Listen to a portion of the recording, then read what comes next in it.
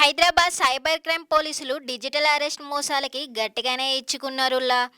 ఈరోజు ఒక రిటైర్ అయిన సీనియర్ని భయపెట్టి బెదిరించి ఏకంగా 59 లక్షలు దోచుకుర్రంట.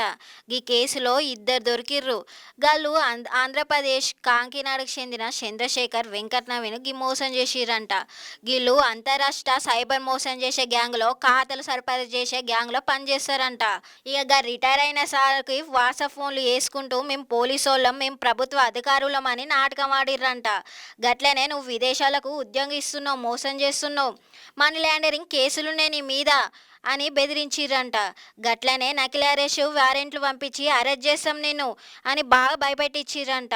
ఇక సార్ భయపడి 59,300,000 గల ఖాతాలో పంపించిండంట.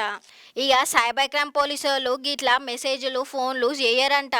గట్ల ఎవరైనా చేస్తే 1930కి ఫోన్ చేయుర్రని పోలీసు వాళ్ళు చెప్తుర్రు. ఇక స్కామ్ చేసేటోళ్ళకి గుర్తుపెట్టుకోర్రి, చట్టం ముందు మీరు ఎంత తెలివైన స్కాములు చేసినా నడవదు. ఇక గట్లనే భయపడేటోళ్ళకు కూడా చెప్తున్నా, భయం కాదు అవగాహనే మీ ఆయుధం. మోసగాళ్ళని నమ్మి అవకాశం ఇవ్వకర్రి.